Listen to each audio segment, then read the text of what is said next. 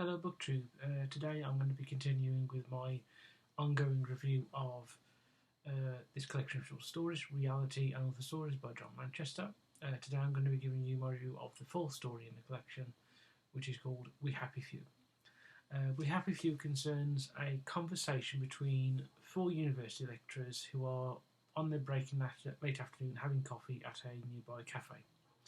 And the conversation mostly starts as with the lecturers complaining about the way that the waitress say no worries and all the sort of things, minor irritations, and then one of the lecturers, who's an American called Jefferson, who's teaching an introduction course to philosophy, complained about a student who didn't seem to get or was playing willfully stupid over as what he regards as a basic philosophical concept. The concept in the story is called Descartes' demon, and the idea is: how do you know that the real world is real? How do you know that you're not simply a brain in a vat, with the world being effectively a sort of being created in a form of virtual reality? And this student, as I say, didn't seem to get it, and it wasn't until another student explained to them that they got it.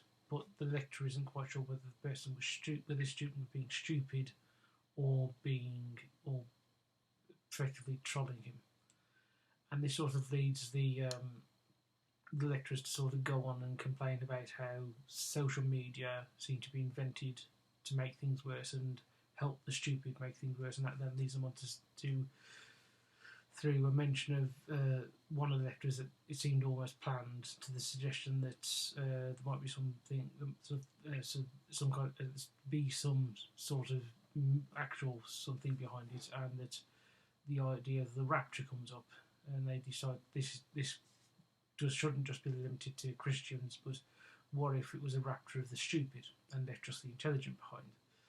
And they discuss this, and throughout the story, the story is describing sort of the noises in the cafe and the noises on the road outside. And then at the end of the story, they notice that everything's gone quiet, both inside the cafe and outside, and they start to wonder what's going on. And then that's where the story ends. Overall, I really did enjoy this story. A lot more than I enjoyed the story yesterday, which was called which of these would you like? And I think the reason why is that story seemed more like it was an excerpt from a bigger story, whereas this one seemed very much a sort of one story. It seemed to be sort of in a fully cohesive single story in and of itself. Another thing I liked about it is that the lecturers are portrayed as not particularly likeable, and the way that they get talking about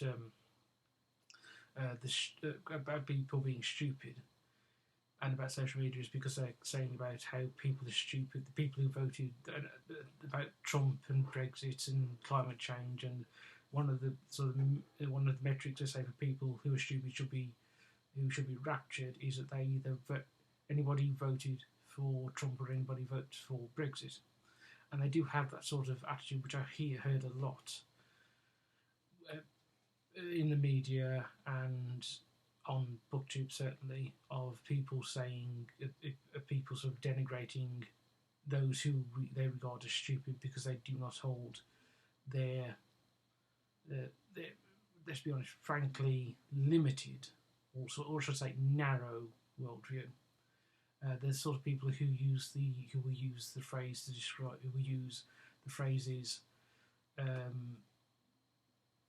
low information voter, or even worse, and this one personally I find really irritating,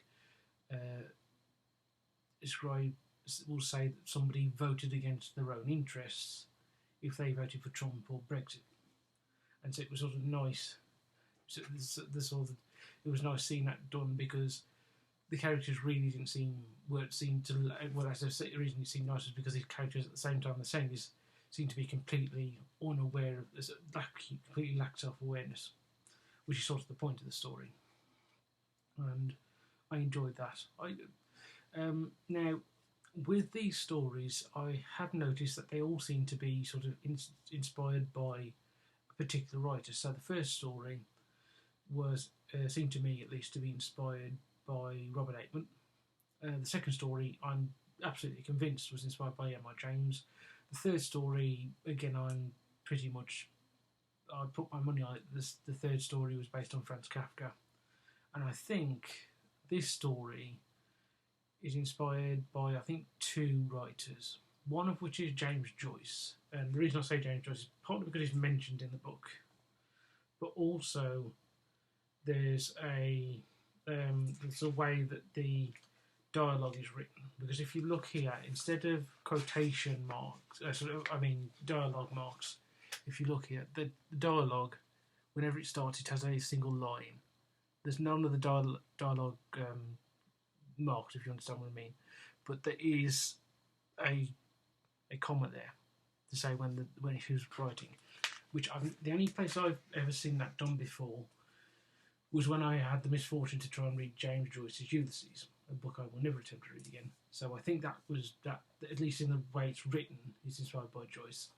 But also I think it might be inspired by Arthur C. Clarke, because the story somewhat reminded me of a story I read of his, one of the few things of his I've read, which was about a machine, a computer that was trying to find all the names of God, and that and at the end of the story they find all the names, and then reality around the sort of main character starts to disintegrate, and that seems very much similar to what happens in this story, or at least seems to happen in this story right at the end. And so, as I say, I enjoyed this. I'm now, in yesterday's video, I said I was looking forward to see what other writers to be inspired, these stories are going to be inspired by, and that's even more true now. So tomorrow's review will be of the sort of title story, Reality, and so I look forward to reading that. So I will see you tomorrow, BookTube.